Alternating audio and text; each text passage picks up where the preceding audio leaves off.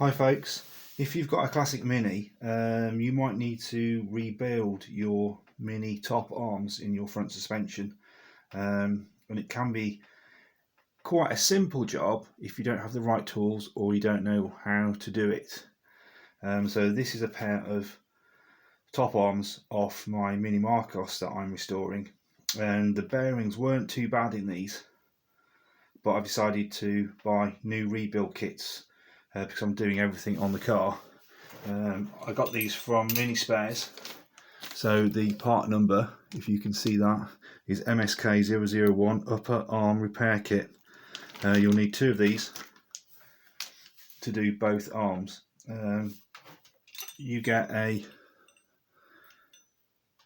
complete new pin with a washer each end. Note that the washers aren't the same.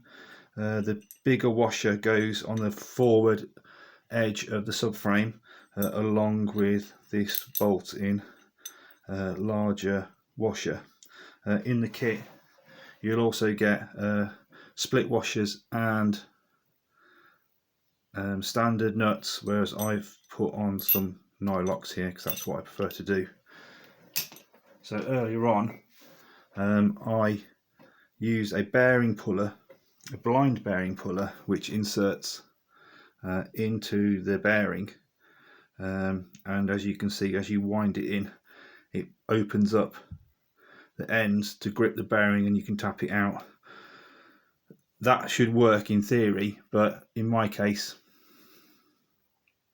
3 of these were so tight I ended up having to do a bit of a trick where I welded in an M10 bolt, which is quite a nice fit, and then with the heat from the MIG welder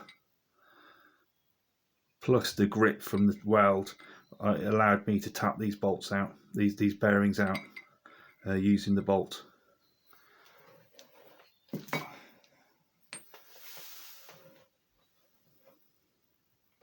Okay, so here is the passenger side top arm.